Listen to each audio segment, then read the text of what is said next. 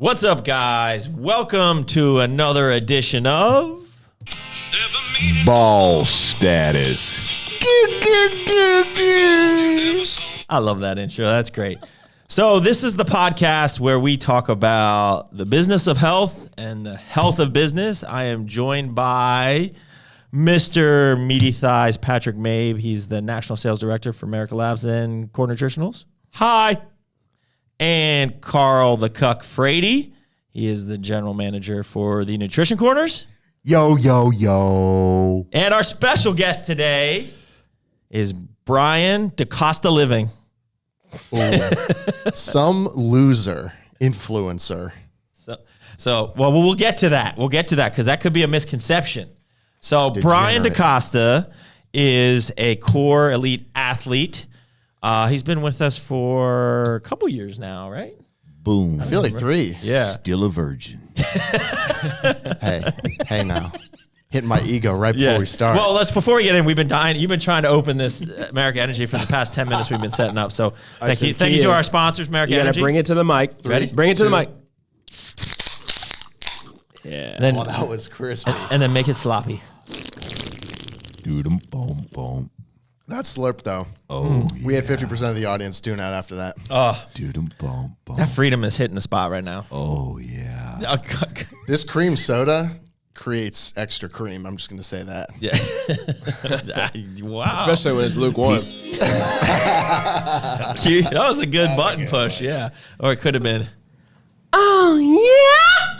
All right, so we're here with Brian DeCosta, and so we're going to get into a little bit of Brian's background and story so you guys get to know Brian a little bit better. And today we want to talk about, I don't know what our title is going to be for this podcast, but really what I want to kind of dive into is, and I know you're probably going to hate this term because everyone who is a influencer hates the term influencer, but like, let's talk about the life of an influencer. Well, probably the people that actually influence probably don't like it. But the people who just maybe have 500 followers and they're affiliated with a brand and they're like, oh yeah, I'm an influencer, you know? Yeah.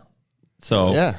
let's get into that. So let's go through your origin story. Well, actually, before we get there, can we just look at this desk? This desk is amazing. Is it a desk?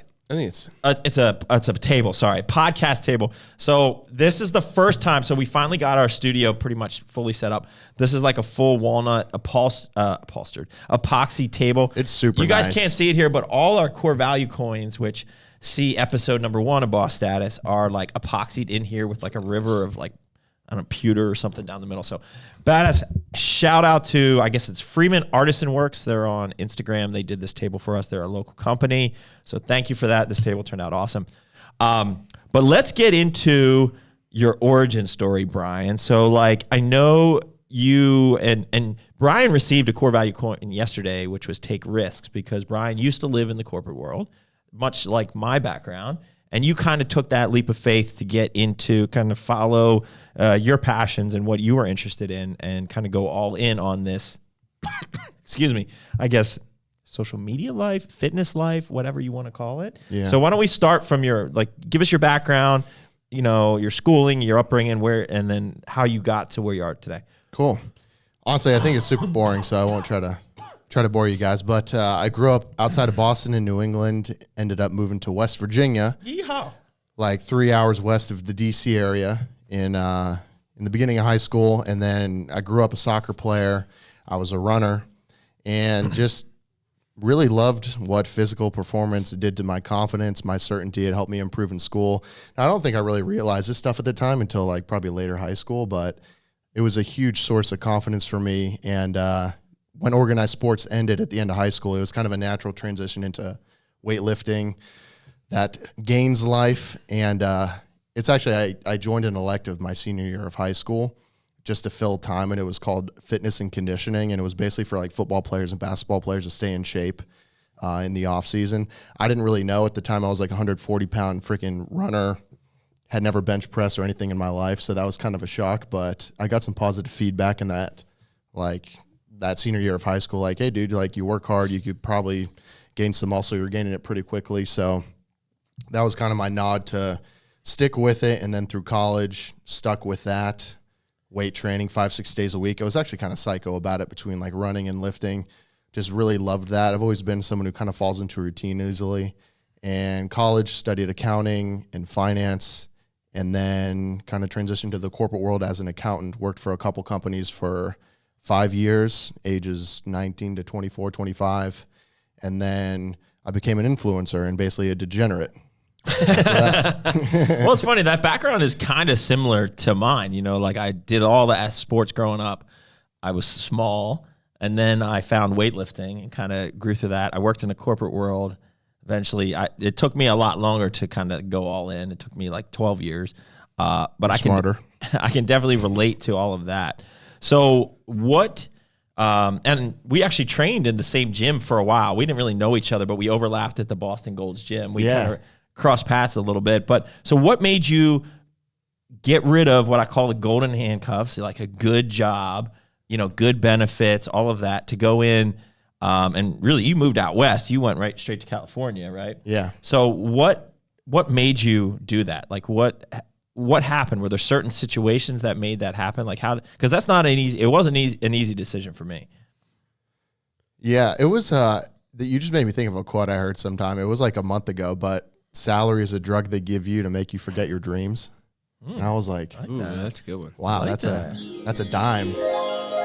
It's heavy. it's true to a certain degree, but to be honest, man, like a lot of people who work for themselves, entrepreneurs, like to say it's like all hard work and like, you know, by myself, but a lot of it was just luck, just like blatant luck. And what really happened is when I was working as an accountant, I started at a Fortune 500 pharmaceutical company, a generic pharmaceutical company called Mylan. Worked there for 3 years, and it was, no offense to Mylan, great company, great opportunity, but it was kind of a soul-sucking, like the office style, just like old 70s cubicles, musty in there. Definitely knew I didn't want that. I had a friend who worked as a recruiter in the DC area I went to college with, who only placed accounting and finance positions. And he reached out to me, or like we were good friends, fraternity brothers in college. So we talked a lot, and he was like, hey dude, like there's a pretty cool startup in the DC area that's looking for an accountant. I think you fit this position. 2 weeks later, I was moving to DC, moving in an apartment. And then somewhere along the line, working for this startup company, I would listen to YouTube videos in the background as I was working at work. And I stumbled into the YouTube fitness, which I had discovered earlier in college, in like late high school, when it was just like 1 or 2 fitness YouTubers. This guy named Scooby, shout out to anyone who knows who Scooby is, and Scott Herman. And, but then I kind of like lost track of that for a while and then tuned back in, and I realized, whoa, social media has progressed a ton. And I found like Christian Guzman, Max Tuning on YouTube, a couple other big fitness guys. And I realized, and this, I'm not saying this of Christian or Max, but I realized there were a lot of guys who were younger than me who definitely didn't know what they were talking about, didn't have that great of physiques, but I knew that that was their like primary thing. And they were like taking a stab at doing this entrepreneurship life. So I found out what camera one of them was using. I ordered it, and I decided to just start doing YouTube in addition to my job. So I would literally work in Reston, drive down the Beltway, bust out the camera, change out of my monkey suit in the Boston Gold's locker room, and then just go like film a workout, edit it that night until like midnight, and then be up for work. And I like kind of kept that routine. So this is how you got into social media. So it really started more on YouTube than it sounds like. YouTube. So you started YouTube first. Like that, that's where you really got into it. That's where I started I started sharing some fitness stuff on Instagram, but what really got people to start reaching out to me, so to speed this up a little bit, YouTube was the primary driver, and within 3 months of starting to share YouTube videos, I had people reaching out to me basically asking if I was a coach or like what I did. I really just started the video just like showing my workout and giving advice without an agenda. I wasn't like saying I'm a coach or anything. And right around that time, of people emailing me asking if I coach and whatnot, which I either wouldn't answer them, to be honest, or I would just say no, because I was like, I'm an accountant. Like I don't do this. I entered the bodybuilding.com spokesmodel search, which was a competition they used to have, RIP. It was a big deal. Everyone who's been in fitness for a while knows how big of a deal bodybuilding.com is. A lot of these fitness people coming up don't even know. They were. They were. Yes. They were. There were, yes, no bad blood on BBCom, but a lot of fitness people don't even On your know. On your end, yeah. Just I blacked out. Those guys, no, I'm kidding. But I ended up doing well in that competition. I think, at the time they said they had 10,000 submissions for the spokesmodel search. I ended up getting second in that competition, became an athlete for bodybuilding.com, which got me huge exposure words. And then a girl that was also on their team who had placed the prior year, Amanda Bucci, we started dating, and she still has, I think, like 600,000 followers on Instagram. So between being in all of BBCom's like marketing emails on their website, on their socials, and like dating her, that was like within 3 months of starting to share on social, I was like tapped into like 2 big audiences. So when I say luck, like that's another big aspect of it. Let me ask about like when you decided to pick up the camera, because I know for me, like I started doing vlogs, and I haven't like that's transitioned. Like that shows you're over 40. I'm just going to call it. Yeah. I used vlogs. I used to do vlogs in like 2016. That's what we call them, right? Vlogs. What are they called? Vlogs. Yeah. Oh, vlogs. It's kind of like, what was the word you said earlier? Bro, I say a lot of words. No.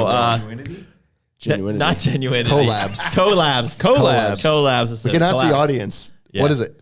It's like saying collabs are. I'm going to the Marquette. It's like the market. That's it. I'm from Southwest Virginia, bro. I didn't make stuff up. It's all love. Yeehaw, Dick! Man, I'm spot on my buttons today. You This are. is good. So when you picked up the camera, I know for me at least it was very awkward at first, and I still don't even really like to speak into the camera. So like, is this something that you enjoy doing? Was it hard for you to do? Tell me about that, because so bad. I feel like a lot of people struggle with this and they don't know where to start. And as you just picked up a camera and just started. You don't have to be perfect, and I think that's where a lot of people kind of fail at social media. And just for the record, I hate doing social media too, but like they just feel like they can't do it, so they just don't do it. And really, you just got to start sharing, and it's very natural. Like the people that are great on YouTube and social media, like Max Tuning, like he's super awkward and kind of quirky and nerdy, but like he's just himself, right? Yeah. And it works. Yeah. And so like, why don't you talk a little bit about that? How was that for you? Oh, dude, it was so bad. It was so bad. It was so uncomfortable, because I was conditioned into a job where it's like I'm looking at Excel all day, man, and I'm just like talking to people on the computer. Like I'm not in sales or anything like that. So it was a big learning curve, but I think this is a important point to touch on. Like this is where intuition comes into play, because I always got that instinct when I had the gold handcuffs on, as you said, where there's like more for me. And I'm very intrigued by this idea of like sharing information for free online about a subject that I'm very passionate about. I know has improved my life immensely. And I listen to that voice and that intuition. And I think that comes not to get like spiritual, but like from a higher purpose, whatever you believe in, based on like what your capability and your potential actually is. Like I would argue that some people who just like, it's not in the realm for them to improve, they may not get that intuitive drive. I don't know, but like either way, it was like so awkward for me to start it. I would mess up all the time. If I was like recording in the gym and a talking clip and I stumbled over my words, I would just like put the camera away, just be like, I'm done with this, like completely. But what did help is my dad does a lot of public speaking and is way more extroverted than me, like is in marketing and sales. And I saw him on stage. He would do speeches from time to time, really active in our church, like reading and whatnot. So I had him as an example, and I have come to learn, like I'm very comfortable now on camera recording clips and stuff, and it's actually something that I enjoy. It really comes down to practice.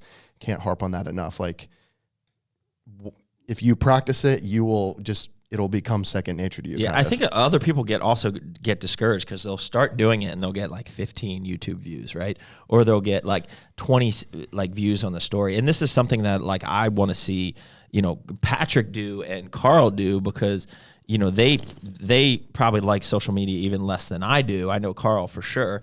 But they have so much good knowledge that when they do share it, there's tons of gems in there that could help so many other people.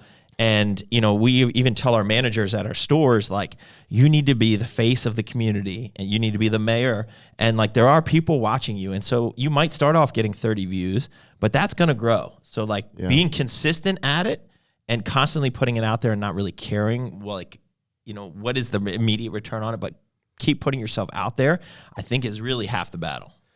Yeah, 100%, man. And like, you know, obviously I have a bias because I share a lot, but I often, like, the people who put me in awe the most and that I meet in real life are those genuine, hardworking, good people who just don't ever think to like put it on the internet and they don't want to have a online presence. I think in many ways, especially these days, those are the true heroes because, and I think it will be increasingly so that way just because with our younger generation, like anyone who feels like they can bring like one sliver of value, I feel like they're screaming about it online these days. Maybe that's just my bias living in Los Angeles. We can touch on that later. Yeah, I think that is a little bit different because I feel like I feel like a lot of people hold back because they could be sharing more and they have a lot of value to add, but they're afraid of messing up. They're afraid of not knowing enough. I know for me, like, I feel like I'm a pretty intelligent guy on a wide range of topics, but even sometimes if I don't feel like I'm at the top of my game or in that category, even myself, I don't feel like necessarily I want to share because it's just like, ooh, like somebody gonna call me out for not being like maybe 100% technically correct. Well, and I think that holds a lot of people back. Well, let me chime in. So it's not necessarily like I'm concerned about maybe the people viewing. It's just that like, and this might lead to another question. It's just like, I want to unplug. I don't want to, it's just constant, like I'm working, I'm doing all these things. And then to remind myself to do this for like somebody else when like I'm not taking in the moment that I'm trying to like focus on and take in the moment. Instead, I'm trying to do it through a lens. Right. And it's just like, I'm juggling this like for what, you know, that's my thing. It's just like, I'm distracted from what I'm actually doing and should be focused on like, you know, the relationship or whatever it is for me that I should be focused on. I think then like, which leads to another question is like, I at the end of the day, like I don't want anything to do with my phone. Like I want to kick it out the window. Yeah. You know, and like I feel that, which man. leads to another question is like, how does somebody who is involved daily on social media, how do you unplug from that? You know, what is the relief or the release from all that all day long? I have two things I use. One is I have a screen time lock on my phone. It locks Instagram out after an hour of use. And my buddy, my training partner, has the passcode. So like once I have hit a time limit for a day on all social media apps, TikTok, it's like 15 minutes. I don't even get on that shit anyways, but like I can't get on it. And then I also have a lock box at my house. This is not even a joke. Like I have an actual box where I could put my laptop in and lock it for a specific amount of time. I can give you guys the links if you want them, if anyone wants it. Oh, so like you can't even open it. So like I can't even. Like I will literally lock it, and I have something on my laptop itself called Cold Turkey, which is a program that will log me out of my laptop at 10 p.m. And no matter what you do, you cannot log back in until 5 a.m. That's the time. You can set it to anything you want. Right. It'll block websites. If you only want to focus on one specific program, like email, it will only let you be on that window, and anything else you try to open, it will like kill it immediately.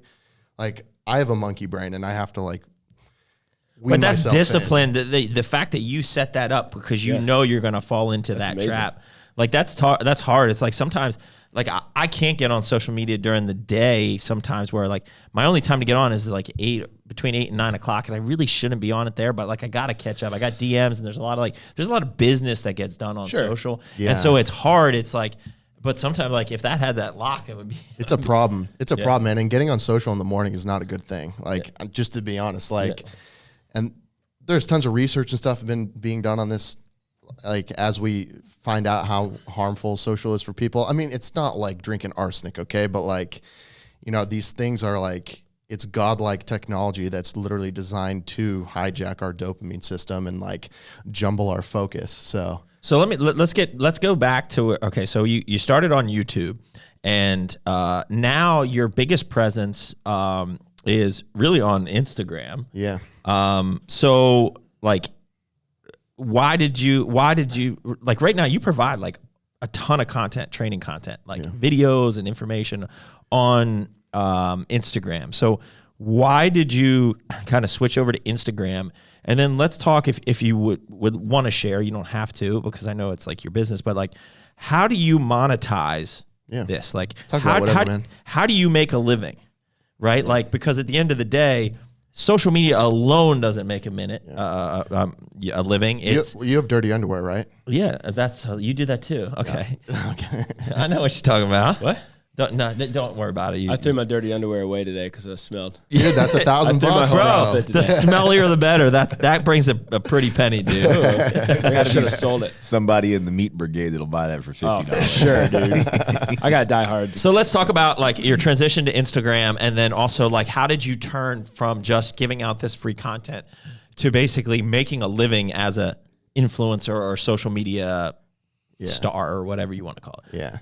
Well, the influencer thing, my quick thing to say on that is like it's like someone saying I'm in sales.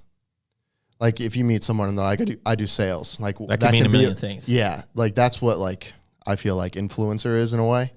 Every influencer I feel like is trying to sell something in some way. But the going out on my own, leaving accounting was late 2016, really started ramping up, not like exploding, but like started to grow early 2017.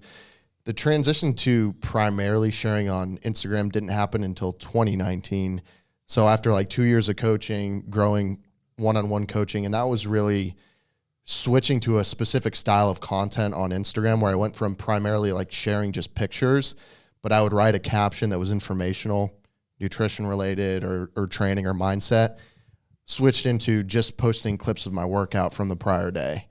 So that was a pretty big content switch, and that was at a time where no one was really doing that. I was like one of the first 5 dudes on social, at least that I saw, who was posting their workouts, just like the full thing. Here it is. Here's an exact breakdown of what I did. And that grew me from like 80,000 followers to 400,000 in 3 months. And then it just continued to grow from there. It just started. Now, how much do you think that has to do with the workouts or the fact that you're shredded year round and you have great abs? That too. And like you always have your shirt off. I capitalized on like that big time. You have a thirst trap. You suck them in with the nudes. Oh yeah. And then Oh yeah. And the way I rationalize that so I can sleep at night is I'm a good person. I'm going to tell people what they actually need to know. They can't skip legs, but like if I have to show my freaking abs to get your attention, I'm going to do it. But yeah, I mean, it's both. I didn't start sharing content online until I had already been training for 6 or 7 years, which goes back to what I said about like, not that you have to have a great physique to even share fitness content online, but a lot of dudes were like oily on YouTube and stuff, like trying to look good. I'm like, bitch, you don't look good. Like, so it's like, you have to have both. Like, it's like very competitive. You're competing with the world. Like there's 8 billion people now, so 7 billion or whatever. So like, it's like you can't just look good and be a total idiot, because there are some people that look good and just have great genetics that have zero. They're dumb. And then you have some people that are like these big nerds that know a ton, but like you really don't want to listen to some dude who doesn't even look like he lifts. Yeah, or can't articulate it well. Right. Like I hate when like these business related mind people on social try to dwindle it down to like one thing that you need. It's like, shut up. Like it's everything. Like, just to be honest, it's like you have to speak well, you have to speak clearly, you have to know what you're talking about. You don't have to be a PhD, but like speak coherently in a way that will make sense and not mislead people in a responsible way. Also need to look good, also need to know how to create compelling content. Like there's a lot of different things that go into it. So how do you balance creating content based on what you want to put out there and what gets engaged with? Like we talked about it earlier today. We were like, you would love like the leg day videos or leg shots, but like they don't get near as much engagement as like a full on ab routine that's kind of like an afterthought. Yeah. So how do you balance that? How do you, what do you do there? I don't know, man. Honestly, like it's an intuitive thing in the sense that like, if I blatantly just like feel like something will be so like painful to create, I can't even think of an example right now, but like, I just won't do it. Like if I was only going to do like sit down talking about one specific topic, like that just sounds very boring to me. I wouldn't do that. I wouldn't like shift my marketing into that. I just view social sharing as like marketing at this point, but like, it was luck with like the workout timing. Like I got momentum because that was the content that was growing on social, and I really enjoy sharing my workouts. Like it's fun. I don't mind filming in the gym. I have my buddy that helps me do it, my videographer. So it's really something that's been lucky for me in the last 3 years, where like something that genuinely excites me is aligned with what is growing on social and what people like to pay attention to. I don't know how I will shift things if it like all of a sudden doesn't seem to be that effective, but I also don't think it will ever be that way fully, because like how much more raw and just straight to the point can you be about training instead of like, this is exactly what I'm doing, you can see me doing it. So let's go back for a second to the monetizing this. So you started coaching people like one-on-one, more like which is what I did years ago until I really kind of just stopped doing it. It's a lot of work. It's like you're dealing with people like like the back and forth, and you're almost like a shrink for them as well. And it's just like, I know that's a lot. So you started coaching, and obviously there was income coming in there. Was that what gave you confidence that you could quit your job and kind of go all in on this because you had 100%. Income coming in from coaching? 100%. Yeah. And I think anyone who's starting out, just for a little business advice, if you want to be coaching online, is starting high price, low volume clients is always the better route. Always. A lot of people make mistakes. I had a buddy who's now is a multi-million-dollar coaching business, but he tried for several years to sell a $47 ebook with like a complicated funnel and all this stuff. And he just didn't have the volume of eyeballs for it to make sense. He couldn't even like pay rent with that thing. But so I hired a business coach right around the time where I was quitting my job, who really helped me like make sense of what coaching online. But I did start that way in a one-on-one capacity where I was charging $200 a month, $250 a month, working with people one-on-one. And within 3 months, I started that in January of 2017. I was matching what I was making as an accountant. And that's when I was like, all right, I'm going to go on in this full time, especially because the girlfriend I was dating at the time, Amanda, was already in the space. And she was like, yeah, you just need to quit now, honestly, like free up your time. And I was confident at that point, like, no, if I had my full day, like I can give this my full effort. Yeah. So then how has that transitioned now? Like, because you have a lot more people that you work with now, in a sense. So let's talk about like, how has your business model changed? How has your income stream changed? Not numbers, but like how has that changed? Yeah. So and why has it changed? Like, why did you go to a different model then? OneonOne Coaching has been dropped since late 2019. So it's been about 2 years, I think. What is that? Yeah, over 2 years at this point. And it just became too much at a certain point between working with clients. Like anyone who has clients online will understand this. Like 40 clients may not seem like a lot until you have it. Like I find it hard to believe that anyone could manage responsibly more than 40 clients online. That seems to be the number just throughout the years of doing it, talking to peers and whatnot. But just between creating social content, getting back to clients, like my day was filled again, even with the accounting job removed, where I was like stressing. I would feel guilty if I would share content online, if I hadn't gotten back to like a client's email. Like it really became a challenge, and I was burning myself out almost to the point that like I stopped enjoying it. Like I didn't stop enjoying it, but like I was getting there. I was like seeing it like, God dang, man, this is early 2019, right when content started to take off on Instagram with me sharing workouts, where I really exploded. That rendered this was right around the time when I think we trained legs in Vegas, right? Yes, right. Yeah, it was right around that time. Yeah. What was that year? And you were working on your app or whatever around that time. I was. So you were in the transition there. So let's talk about that. In between puking in the trash can at the gym. We definitely have that on the YouTube somewhere. 4 weeks out from you guys the can UN find Cup. that one. Yeah. Don't train legs with Doug. I don't think the legs had everything to do with it. It could have been some extracurricular activities the night before. I did drink the night before, but we hit legs this morning. I almost puked again. Pat, you just go to a next level in leg day. But but right at that time is when, I was working with a business coach at the time who was kind of helping me, who hasn't been in fitness coaching, but he did other type of coaching online. And it's pretty simple. It was more or less switch from the less clients, more money model to the more clients, less money per client model. And this is when it was becoming easier for individuals who don't understand coding and whatnot to have their own app. There's companies out there now who will basically, they've built a platform and you can pay to use their platform and set it up with your logo and whatnot. So like I didn't have to do any heavy lifting with like coding or anything to set up my own platform. But basically overnight, it was like a week process, but I switched everything to, hey, now I'm... Did you have to phase out your client? You told your clients, I'm not going to be working with you anymore individually. You can have a free subscription to my thing, or did you keep them and just phase them out? Kept them and phased them out over the next like 2 months. Got it. But I gave people the warning and people, So it really transitioned from coaching.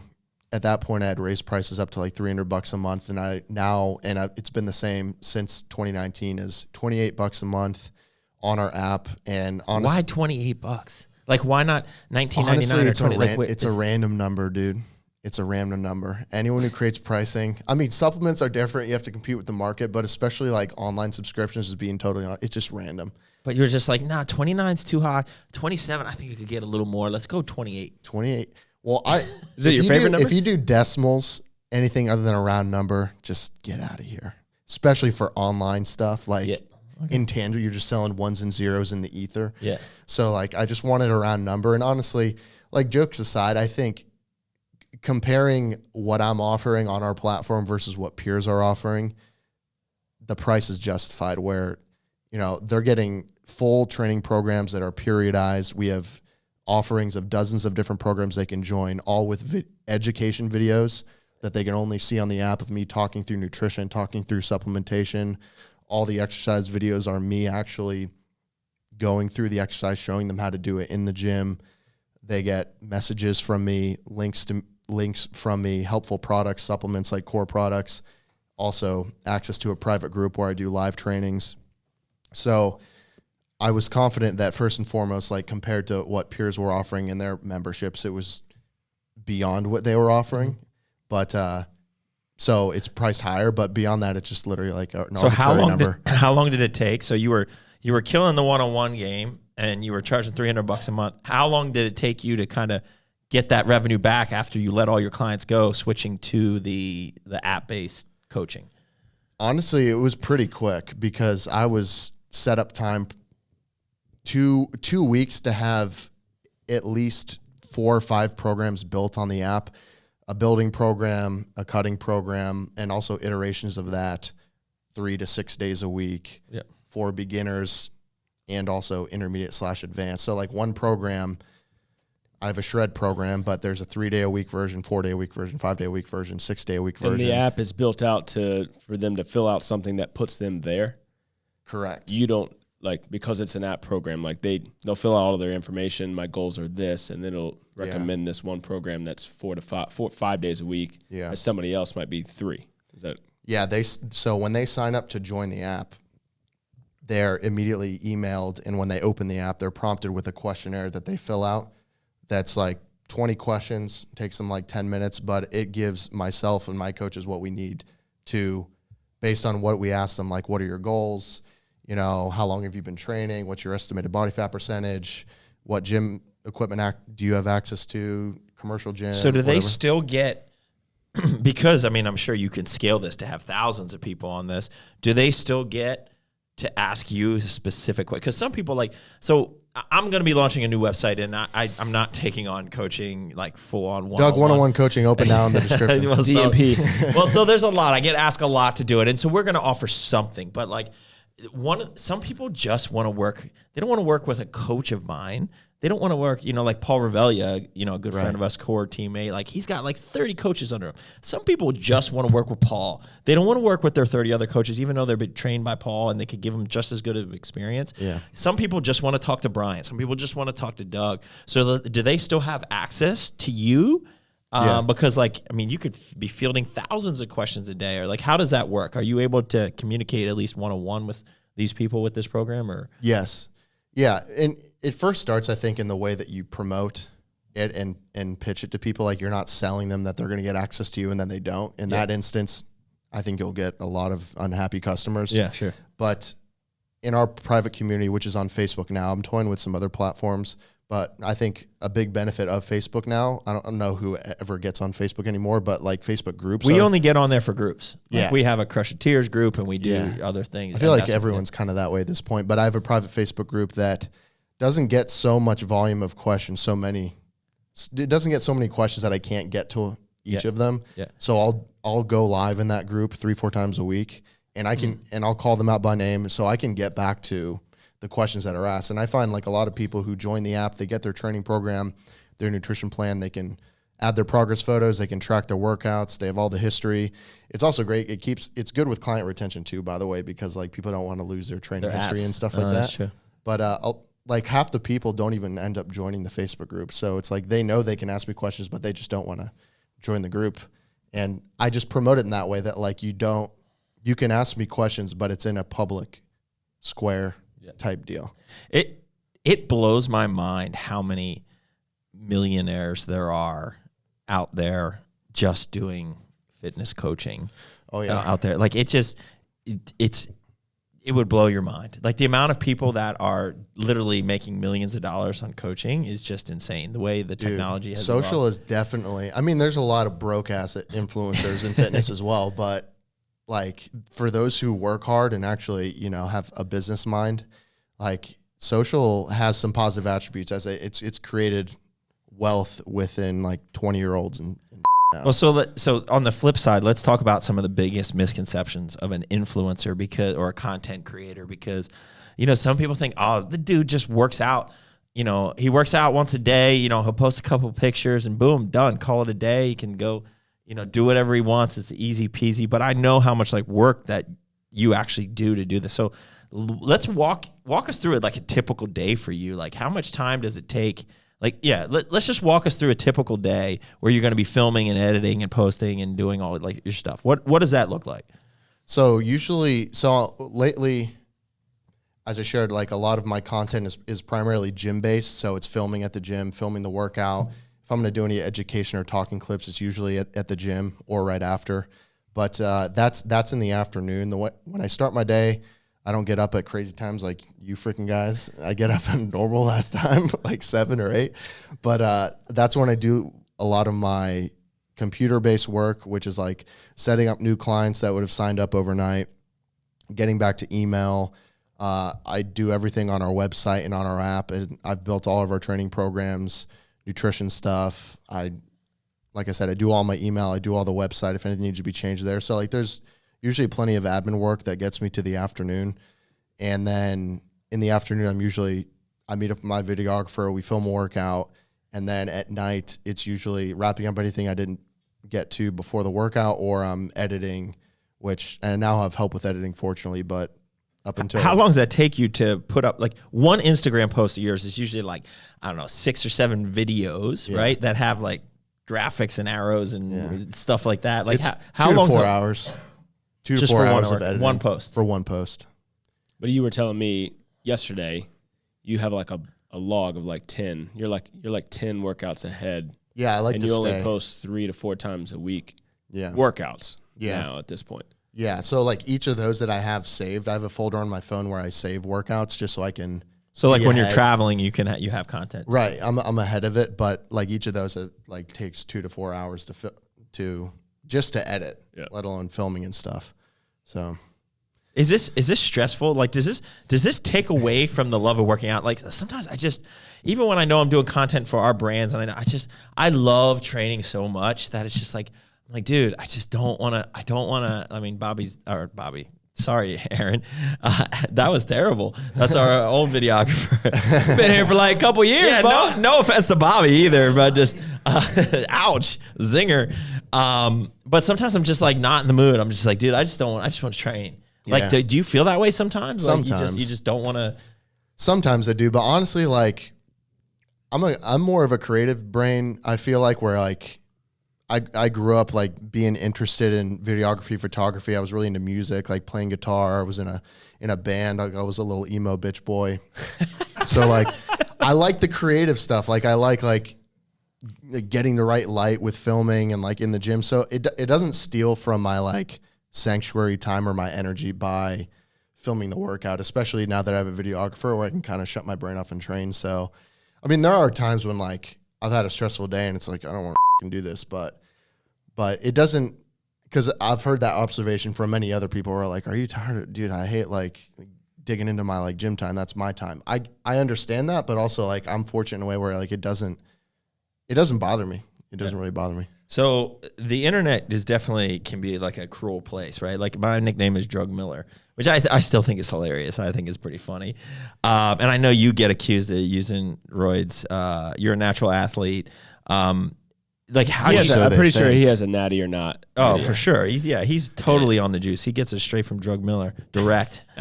Probably. Drugmiller.com. DMP. Yeah. That's why I joined the squad, bro. I wanted that good. Yeah, I got you on that good. So like, how do you deal with that? Again, I mean, I know there's a ton of negative stuff out there, right? Like people will always talk crap. Yeah. So like where do you go? Like I know for me, at this point, I just kind of laugh. I posted a video from the York Cup the other day, and like sure enough, there's a couple, haters, whatever. And we should read them. No, OCB reposted it and it was on there. Like I just don't even care, right? Like OCB reposted people hating on you? No, the OCB reposted my video, and then they got some haters on there. Yeah, mine was actually pretty positive. Like I think people know that I don't care, so like they lose the joy of trying to troll me as much because they know I don't care. Yeah. So like, how do you deal with it? I'm in a similar boat at this point. It definitely affected me. Well, I think you see or read something negative about you, like I don't care what you say, it's always gonna like give you a little. You're gonna have a little reaction to it, but I've just become very desensitized to it over the years. And dude, just to be honest, like anyone who gives you negative energy like that is just a loser. Like it's just a loser, man. No one who's having, and I heard someone say this, not my words, but anyone who's having a good day doesn't get on the internet to be mean to strangers. True. So I just immediately think like that is them projecting something that's off with them onto me. Like, dude, I don't know if it's usually guys, let's be honest, probably teenage dudes, but like, I don't know who you are. I don't care who you are. Like, go about your thing, bro. Whatever you like. If you like putting dirty panties in your mouth, whatever. Like, I'm not going to talk shit. We're back on the dirty panties. Yeah. Brian's got, what's we're going learning on with my something mind new right about now? Brian. Anyone please email me if you have dirty panties. No. But like, but at the end of the day, like, it's just like, dude, you're a loser. I'm sorry. Like, if anyone does that, like, understand you're not dealing with your own stuff and you're externalizing and projecting it onto someone on the internet that maybe has something you want, and you're like, they're the source of my problems, and you just want to shit all over them. And so that's how I see it, is like, your opinion is not valid to me just by the mere fact that you're deciding to be negative to me in a public setting. Like, I have good intentions here. I genuinely feel that I'm giving good information, helping people. I'm not lying. I haven't been a psychopath for 5 years lying perpetually that I'm natty. Like, I actually am. If I wasn't, I would say that I'm not. So like, just go away. Yeah. Like, I like that you're really unapologetic about it. Yeah. And at first you seem to be not afraid to kind of speak your mind at this point. Well, at this point, like I was related to that as the cancel culture, right? Like I've seen some like it's the worst. Yeah. Like, does that affect you and like your choice of words? I mean, obviously, you must be thinking about it, right? Because like your social appearance is your business, right? So like, how much filter has to go through what you say? Because somebody's gonna be offended about this podcast. We offended somebody today. Oh, for sure. Somebody who really likes dirty panties feels like is gonna be very I can't believe upset. they're talking about that. Oh my god, dude! Like, this year specifically is when I've felt it more than any other years. But I like to listen to Joe Rogan, and at the time this goes up, everyone will know what's been going on with Joe Rogan with Spotify and saying the N-word and all this stuff, and COVID and politics. Even saying these words now in this podcast is probably going to get someone at YouTube to like watch the podcast, which is kind of crazy. But like, I may be more political on Facebook or Instagram. I don't get on Facebook if I knew that it didn't have a real possibility of like censoring you, genuinely impacting my reach, even in like insidious ways, like, because they can do that, not even directly. Like, they can blunt your reach for months or indefinitely if you're sharing content. Shadow ban. Yeah, the infamous shadow ban, which like I can argue like it may not exist. I really do think it does to a certain degree, but like Yeah, at this point, just with like online censoring and the trend, the way that it's going, I'm probably not going to share like a very hard, like, just to be honest, I fall right of center on most issues, fall left on some issues, but like, I'm just not going to choose to put it out there if it can like affect my business. I think in the way that I carry myself, people can probably fill in the gaps anyways. Yeah. He's alive. Yeah. Oh no, taking it all in. Carl's over here. His mind is waits till the spinning. end. He waits to the end and then drops a nugget. So get ready. I'm scared of what Carl's going to say. So, do you feel a moral obligation to connect with those that do follow you if you are doing content to take care of people in the climate of what's going on, not just here in the United States, but the world, to get a little bit more political? Because ultimately, if you do, you're following Joe, so then you're more aware of what's going on with capitalism versus communism. Yeah. You are not going to make He said it. the C word. We're screwed. This guy, we're You're going to be not blocked. going to make it in the communist world. Yeah. Right. So my issue that I have with men in the world right now is it's like, I'll just stay away from that. It's not my battle. Right. But it's like it is your battle because, and I'm not saying you and you, I'm saying this to men, Yeah. because ultimately Don't assume his gender, bro. Because Non-binary. ultimately saying, hey, I'm not going to use that platform, you might not have that platform in 5 years from now, Right. or 20 years from now.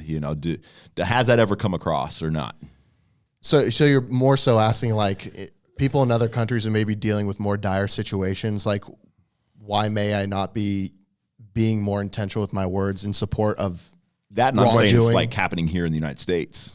or happening here in the United States, being more of a vocal champion for those types of people? Yeah. Yeah, dude, that's something that I toy with, honestly, especially this year on a regular basis. And the way that I've been rationalizing it to myself is like, what is the highest level of good that I can give to the world? And I think, if I were to start taking hard positions on things or being vocal about things, and I don't have a solution to this. Like, this is a tough spot that we're in, but that will affect my platforms and render me not able to basically reach hundreds of thousands of people who still Need your know help or want nothing your- about fitness, which is crazy for me to think of because we've been doing it for so long. But there's still people who like don't know that deadlifts are good for you or like anything.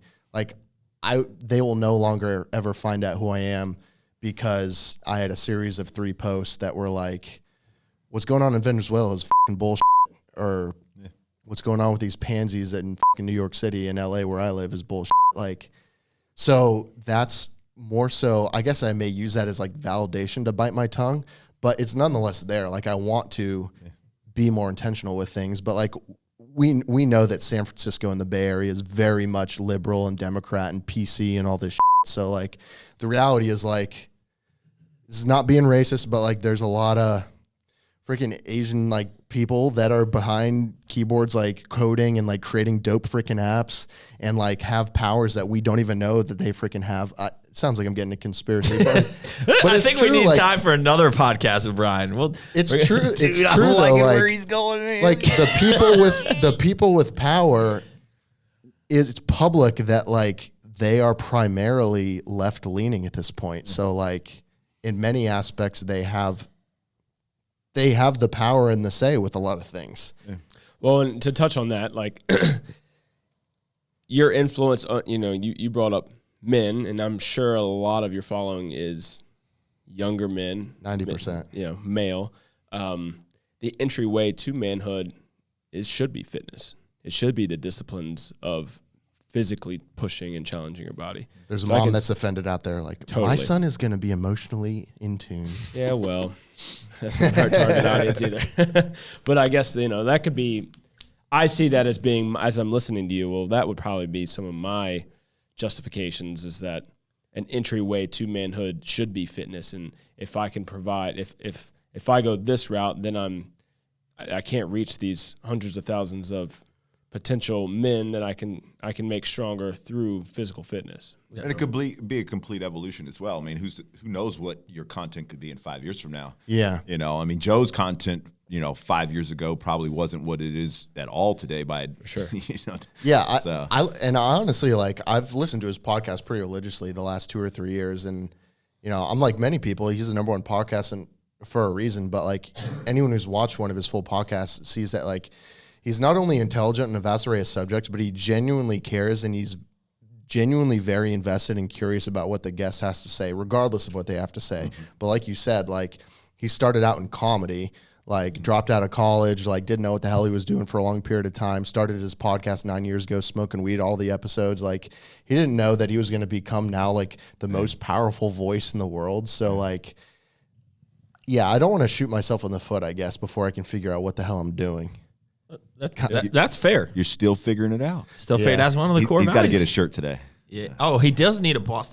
Have we haven't even released our boss status shirt. I think they're on the website. Oh, they might be on the website. People That's kind of like the motto of the Shout podcast. out to all the people is that have still ordered figuring the it out. shirts. We'll get you a shirt. Yeah. So we're running up on an hour here. We like to keep these around an hour. So let's talk just briefly. So plans for the future. So first, let's talk about. So you're a natural bodybuilder. Let's talk about what is your future bodybuilding goals, maybe this year or next, and then let's talk about, like, what are your business goals? What is your influence goals? Like, what's the next big thing for Brian DeCosta? Excuse me. Bodybuilding front, going to compete this summer. Several shows. Want to compete. I'm still toying. Can we not eat like Subway the day before the show this time? And you need to remember. Hold on. No. 2019. Let's go. You need to remember Give it your to me. posing trunks. Please remember your posing trunks. fully You're a shave piece of everything. shit. And you remember shave before the day. Him Shave. and Paul were running around. Does anybody have any clippers? Didn't remember posing trunks. Didn't practice posing. Didn't shave his legs. This stuff hasn't toiled my mind for 3 years. Please continue. Think about how much you learned during that I know. experience. Dude, oh my God, everybody. You're gonna be so good this year. You're gonna be a champion. Hey, don't put any expectation, please. But it'll be compete. Hopefully, I can qualify for the Yorton. If I do so, I want to do the Yorton, bring my best since it's going to be in Charlotte. Any natty bodybuilders out there who've got what it takes, do an OCB show, compete with me at the Yorton. Let's freaking go. Let's I think that go. was a challenge. Just threw it out there. Feeling Yeah, good. you're going down. I think I might have to come back out of that. brother? Yeah. That's a bodybuilding front. May do another season 3 years from now. At that point, I'll be 33 and maybe looking to check out at that point. Probably will. And So young. Oh, man, you got so so much. young. That was like 24 years ago for Carl, bro. come on now. We didn't even 40's the new shave for 30. competitions back then. I don't know, man. I'm already starting to feel that season change in me personally, where it's like, it's not that I've lost any passion for bodybuilding, but just for me personally, and my body. It's like, I just don't know if I will be wanting to do it for that much longer. So I probably have a couple more seasons in me, maybe 3. But then after that, I think it'll be a natural shift. The way I lived my life, Doug, is like, these questions give me anxiety. Like, I hated people asking me in high school, like, who I wanted to be, what I wanted to study in school. I took a career assessment in 8th grade in my science class, Mr. Scalgan's class, and the result was they said I should mow lawns. That's awesome. Hey, it all comes full circle. Like shaving, mowing lawns. You see that? Bro, that's- Dude, we could start a sick. Look at this look at chest. that. Look, dude, he's like as smooth bro. as a baby's bottom Yeah. over next to me. I've We learned. could start a sick landscape company here in Statesville. But I don't know. What are you talking about, Firebush? What are you talking- That'll be the name of it, Firebush. Firebush landscaping. That's a new business. Where's my red book? Oh, you did a shot at. oh yeah. Which one are we gonna do over that one? Oh yeah. Firebush. All right. Anyways, So that yeah. So where do you see your business transitioning to? Like, and I want to give you the anxiety. Let's go. Yeah. Well, the way that I see it now He's like, is yeah, screw I you. like this. I like podcasting. Like, this is fun. Yeah. Whereas like Instagram's kind of constraining away. I want to be able to say more. I think being able to say things with context, be able to expand with like an hour is like, it feels good. Like, you can get stuff off your chest. So like, I like podcasting. I think I see that in my future. Business wise, I would like to see it expand beyond being so tied to myself and my image and my physique. Because the reality is, like, I know if I was leaner now and sharing more ab workouts and shots, like, I know social would skyrocket. But Well, you have all summer for that. I Dude, do, you're but always lean though. So but like, at 40, I don't want to have that predicament to deal with. right. Like, You want to work a little dad bod in the summer for the lake, you know? like I've got a 2-year-old and like, so we can't play now. Daddy's got to do cardio. Like, f- that. Yeah. So like remove it from being so tied to me. Which So like, if that create it means- more passively, even though like you've Yeah. taken one step to go from the one-on-one coaching to the app, which is one passive step, still a lot of work. Yeah. Maybe having, like you said, not tying it yourself to the brand. So like that's why like I'm trying to do that with our brands, right? Like, and I think we have done that. Is like the brands don't like if I got hit by a bus tomorrow, we're pretty close to being like things will be okay. There's a couple things that You we got hit definitely by fall. a lady today, so Yeah, I definitely see it. It's been a rough day. But, you know, like, so creating that environment where it doesn't all fall on your shoulders and other people can step in is. So you feel the core name is starting to be able to stand on its own completely. Like, Totally. There's a lot of people that take our products that don't even know me, Yeah. right? There's a lot of people like Arms Race, right? Which is truly an influencer brand based around Julian Smith's image. You know, I would say, I mean, well over half, 75% of the people that are buying that product at GNC, like literally don't know who Julian Smith is. They have no idea. That's freaking awesome. So like, and that's why like Julian and I set it up that we wanted it to be that way. Yeah. You know, because at the end of the day, he wants passive. I mean, he's a father now and like, he doesn't want to be doing the same thing that you said. Like it can't all fall on his shoulders. That's why we're growing our influencer team on that brand. So like, And to anyone who's watching who may say like, why are you guys talking about being separated from your brand? Like, why is it a good thing that like 75% of people don't know who Julian is? Like, don't you care about your business? Like, it's because you do care about. It's because you do care about. It's because you do, and you actually want it to thrive. Like, Doug's a human, Julian's a human. Like, I don't put myself in your guys' category, but like because you wear so many different hats. Like, you're getting on meetings with distributors, opening new locations. Like, you wear freaking 100,000 hats in a day. Last thing you need to be worried about is like what you look like on your Instagram story. Like, you run an actual business.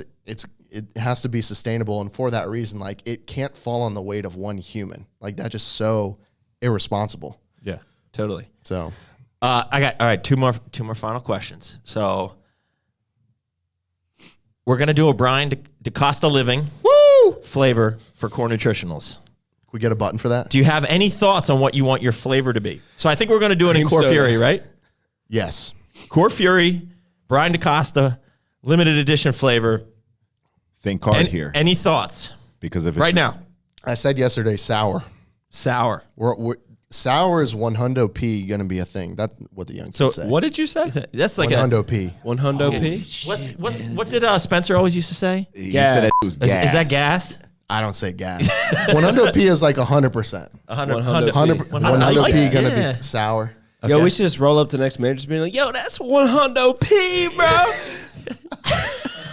Dude, get on TikTok. Can we for get a day, limited you'll feel edition Core Fury Hundo P? Maybe that's shirt? Maybe that's the name. Like Maybe that's 100 P. maybe that's the flavor name, but we'll make it Anyways. something sour.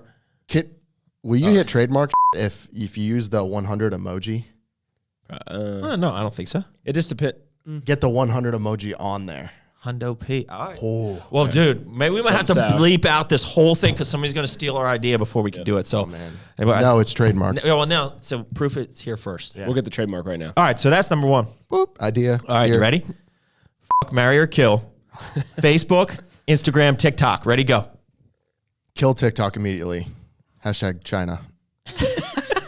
I love this dude. I'm getting real happy over here. We love Instagram because I'm biased because that's where my crew is. What's up, crew? And then So that's What was- marry. So you're going to marry, I'm gonna marry Facebook, and then which is Meta. so who you going to? I said Instagram. Hold No, I on. thought you were going to kill Instagram. Oh, you're going to. Oh, I see. You're going to Instagram. Yeah. And so that's like your side Yeah, piece. I got some honeys that follow me too, bro. Okay. you don't got it. No honey's following bit, you, a little bro. bit. Come on, we're 99% No. LGBT. 10% No, I'm sorry. women. 10% women. This turned out. Pastor Brian, I'm sorry. I know you watch this podcast. Don't let your kids listen to this one. See, I said degenerate in the beginning of this. All right, so where do we go? So we're definitely killing TikTok because of the. marry Meta because Okay. they're creating a new universe. So Okay. need to be in bed with them somehow. All right, there you had it. From the Instagram star himself. You don't want to be a part of Meta. I really Carl's don't. like, can we have Brian Kill 'em all! back?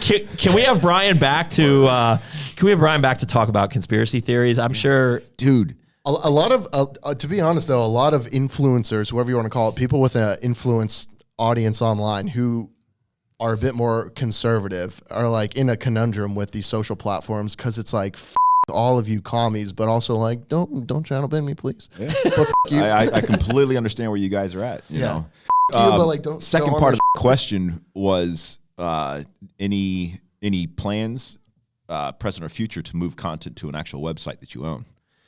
I've thought about that a lot, and that's also why I've started to diversify. I've started doing YouTube a lot more, which it's still Google, so it's like Yeah, tomato, I mean, all tomato. that can go just like that, right? Yeah. So I have an email list. Well, you even now. need to have your own servers at that point, right? Because then eventually, like if Amazon owns your servers, That might be what it gets to, yeah. Like AWS, they can go and be like, this website's hosted on there. Let's shut that shit down. Like, isn't it crazy? I don't want to think about that stuff now. Like, Yeah. luckily my brother's in computer science, so I may have to get to that point. But like, I'm not going to start sharing politics stuff anytime soon. But yeah, I have an email list where like email lists for anyone who's just getting into business, start growing an email list immediately. I didn't start doing that until 2 years after sharing on social. I wish I started sooner, which like the email list is like, I know if I email them, it'll go to everybody. Yeah. Well, there you had it, guys. So that was part one of this podcast. I feel like Brian's gonna need to come back, and we need the Delta edition. Oh. Carl's gonna be all high. And A we're gonna rogue edition. there Where you it's go. like, you guys got to get on Crush It website to see that one. All right, guys. Till next time, keep crushing it.